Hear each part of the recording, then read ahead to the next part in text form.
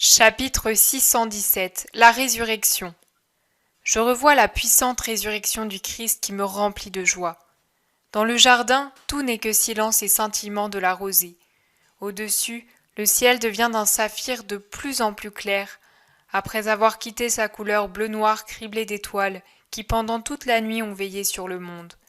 L'aube repousse de l'Orient vers l'Occident, les régions encore obscures, comme le fait l'eau lors des marées hautes qui s'avancent toujours plus pour recouvrir la plage et remplacent le gris-noir du sable humide par le bleu des eaux marines. L'une ou l'autre étoile ne veut pas encore mourir et luit de plus en plus faiblement sous l'onde de lumière vert clair de l'aube, d'un blanc laiteux nuancé de gris, comme les feuillages des oliviers engourdis qui couronnent un coteau peu distant. Finalement, elle fait naufrage, submergée par l'onde de l'aube, comme une terre que recouvre l'eau. Et puis en voilà une de moins, encore une, et une autre, et une autre. Le ciel perd ses troupeaux d'étoiles, et ce n'est qu'à l'extrême occident que 3 étoiles, puis 2, puis une, restent à regarder ce prodige quotidien qu'est l'aurore qui se lève.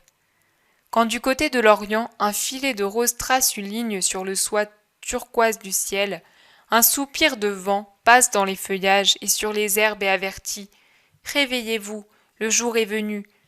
Mais il ne réveille que les herbes et les feuillages qui frissonnent sous leurs diamants de rosée et mettent un bruissement ténu mêlé de l'arpège des gouttes qui tombent.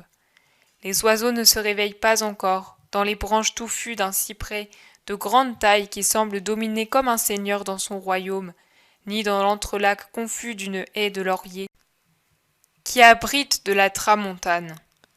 C'est dans des poses variées que les gardes, transis de froid, gagnés par l'ennui et ensommeillés, veillent sur le tombeau. La porte de pierre a été renforcée, sur ses bords, par une épaisse couche de chaux, comme si c'était un contrefort sur le blanc opaque de laquelle se détachent les larges rosaces de cire rouge portant le sceau du temple, imprimé avec d'autres directement dans la chaux fraîche. Les gardes doivent avoir allumé du feu pendant la nuit, car on voit encore de la cendre et des tisons mal éteints sur le sol. Ils ont aussi joué et mangé, car je vois répandus sur le sol des restes de nourriture et des osselets bien polis qui ont servi certainement pour quelque jeu, comme notre jeu de domino ou nos billes. Ils ont pour cela utilisé un échiquier rudimentaire tracé sur le sentier, puis ils ont tout laissé en plan par lassitude et essayé de trouver des positions plus ou moins commodes pour dormir ou veiller. À l'Orient, une étendue rose s'agrandit de plus en plus dans le ciel serein, où par ailleurs il n'y a pas encore de rayons de soleil. C'est alors que surgit de profondeurs inconnues, un météore resplendissant qui descend, telle une boule de feu à l'éclat insoutenable, suivi d'un sillage rutilant qui peut-être n'est que le souvenir de son rayonnement sur notre rétine.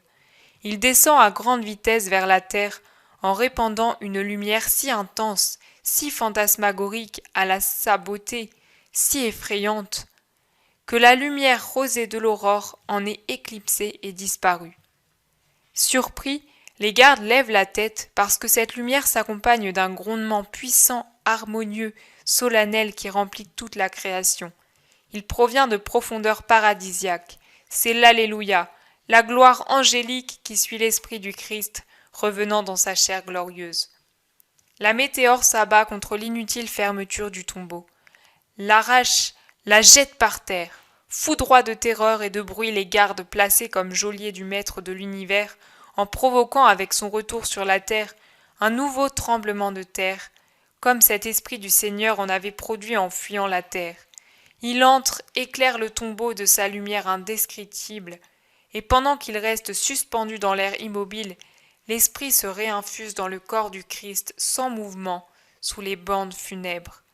Tout cela se passe non en une minute, mais en une fraction de minute, tant l'apparition, la descente, la pénétration et la disparition de la lumière de Dieu a été rapide.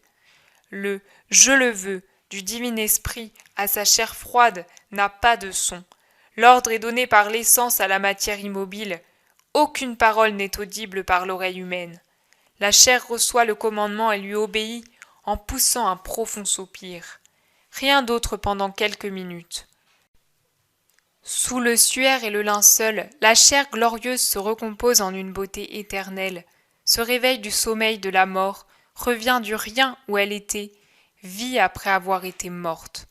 Certainement le cœur se réveille et se remet à battre.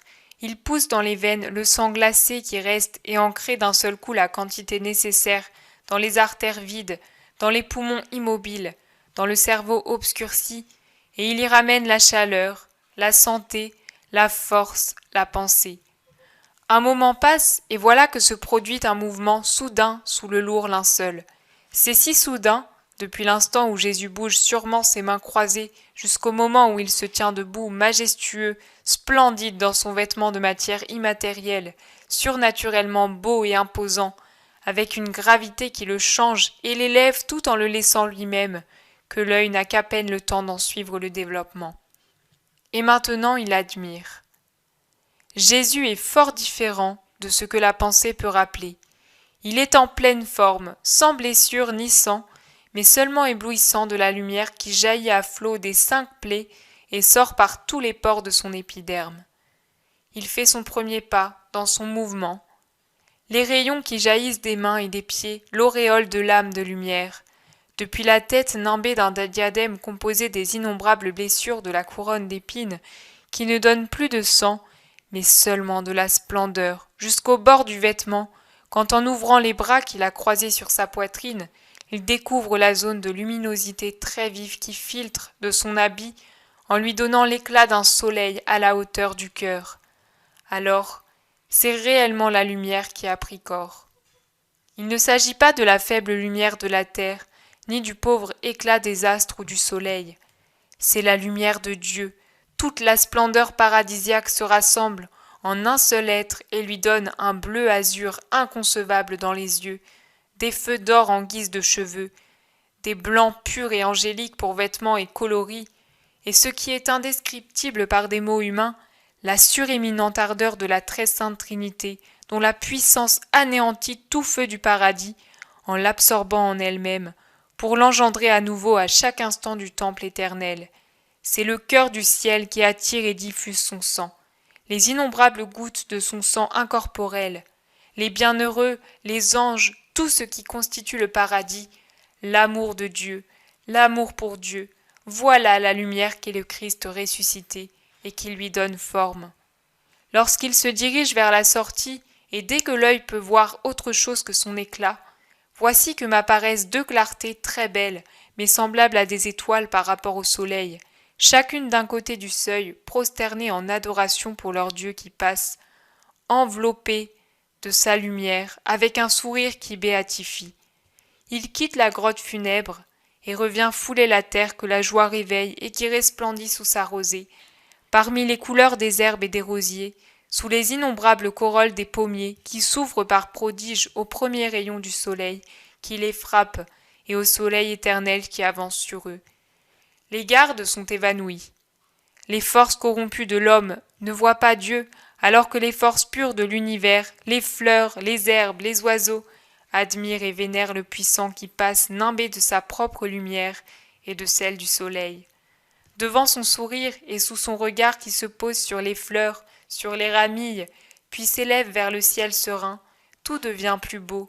Les millions de pétales qui forment une mousse fleurie au-dessus de la tête du vainqueur prennent une teinte plus soyeuse, plus nuancée.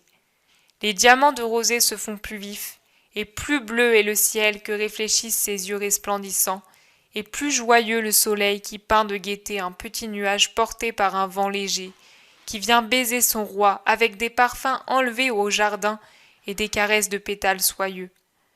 Jésus lève la main et bénit, et puis, pendant que les oiseaux chantent plus fort et que le vent apporte ses parfums, il disparaît de ma vue, en me laissant dans une joie qui efface jusqu'au moindre souvenir de tristesse, de souffrance et d'hésitation sur le lendemain.